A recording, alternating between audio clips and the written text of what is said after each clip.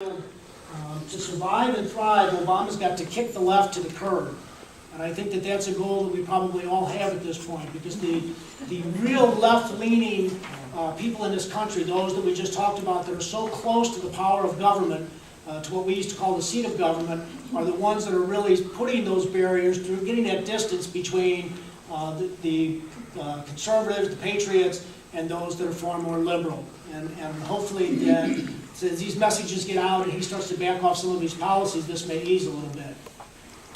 And most of these meetings that we would attend, the 9/12 meetings, and I heard the people say down meetings, I always heard one question that was the recurring theme of almost every meeting we went to. Anybody got any idea what that question is? What can we do? What more can we do to have an impact? And I heard that question over and over. I asked that question. Apparently I asked it one too many times, because somebody responded to me, have you ever thought about running for public office? and I really hadn't, okay? I don't come from a political family. Last time I looked, my surname wasn't Kennedy. It wasn't even Bush. I tried to go local, but not even Carnahan, exactly. It wasn't even Carnahan. And one of the problems I think that we have in government today is we don't have enough of us common individuals that are willing to step up and get involved, talk to the people, be with the people, and then take those beliefs to, in my case, I hope the State House, in Ed Martin's case, for those of you that know Ed Martin, who's running against Carnahan, to the federal government. There are people that are out there these days, and Senator Lemke is a good representative of them, that do listen to the people and try to take that message back to the government house, and recognize that, and I'm sure he'll say this to you, he works for you, you don't work for him, and that's something you're not going to hear from Representative Carnahan. I do come from a very patriotic family. Not a political family, but a very, very patriotic family. My grandfather was an infantryman in World War I. My dad was in World War II. My brother and I both enlisted right out of high school during the Vietnam War because we all thought it was the thing to do. Denise and I have a son who spent 2 tours of duty in the first Gulf War, and then as a United States naval officer got sent with his boots on the ground in Afghanistan. And for those of you that know anything about Afghanistan, there's not a lot of deep water that makes a sailor feel at home in Afghanistan. One of the things that I learned from that experience, though, is that we're at a time in our history where there's a lot of people that have to do things they're not necessarily trained for. Us sitting here tonight, standing up against our government, we haven't necessarily been trained to do that. But I think that we're taking the right road to do the right thing so that the government knows that we are in fact concerned. I continued my quest to serve, just being an average individual. I tended to be in public service my whole life. When I got out of the military after Vietnam, I was fortunate enough to go to college and become a police officer in the city of St. Louis. After spending about 9 years as a police officer, I fulfilled a lifelong dream and took the oath of office to become a special agent with the FBI. I spent a little over 20 years with the FBI, and I will tell you that I took that sacred oath of office to protect, support, and defend the Constitution of the United States on a number of occasions through that career. And I still scratch my head every day to wonder how I can have such a different perception of what that oath means than many of our elected officials today.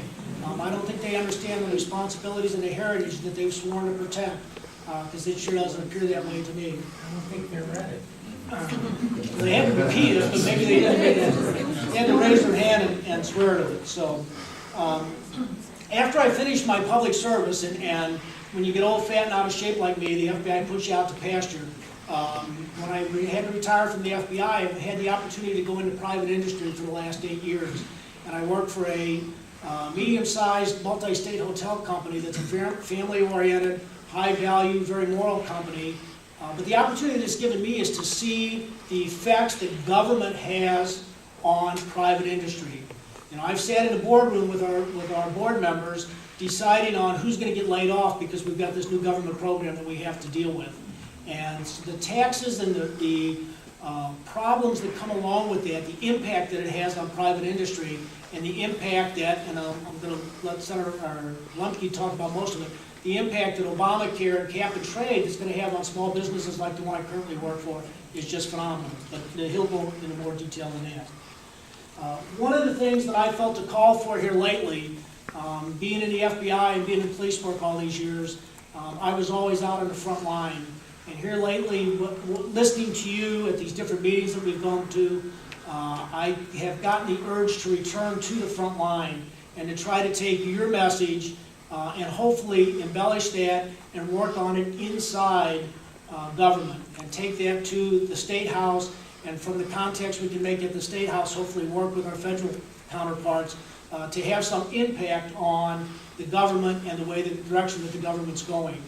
And so with that, as Pat mentioned, and with a lot of prayer and consultation with my wife and family, we've decided to enter the race for the 97th district, which is a South County district. We formed our committee just a couple of weeks ago and have started the process. There are a couple of things that I would like to say as we go. One of the things that I would like to do, my main goal in running for office, running for public office, is to do my best to make integrity the #1 virtue that you look for in your politicians. Okay? I work for an organization where our motto was fidelity, bravery, and integrity. And I hope to take that integrity to the political office, because it's your integrity that I'm taking up there, not the integrity of the government. There are several principles and beliefs that I want to make sure that I put out as I go through and let people know what it is that I want to do. First and foremost, I am proud to be an American.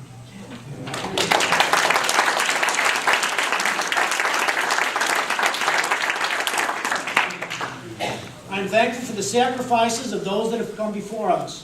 The Founding Fathers, the people from the World War I era, our parents from the World War II era, and etc., to make America the beacon of freedom that it is.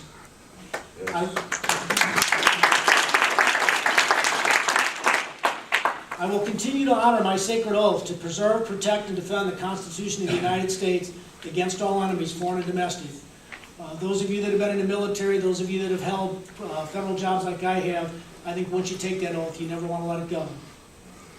I believe the Constitution means what it says. Powers not enumerated in Article 1, Section 8 belong to the states and to the people. Or to the people, excuse me. And I believe Senator Lemke is going to expound on that a little bit this evening also. I believe our rights are inalienable and are derived from our Creator, not from the government. What the government gives you, the government's about to take away from you. I am pro-life. If we will not protect the unborn, the elderly, the weak, the sick, and the infirmed, who will?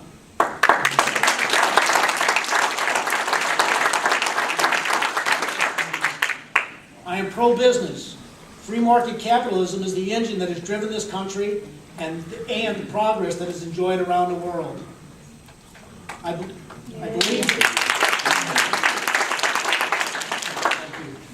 believe that elected officials work for we the people.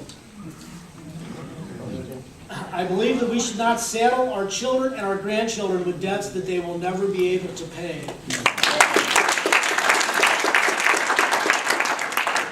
My wife will tell you, we've had this battle for almost 30 years, I'm a fiscal conservative.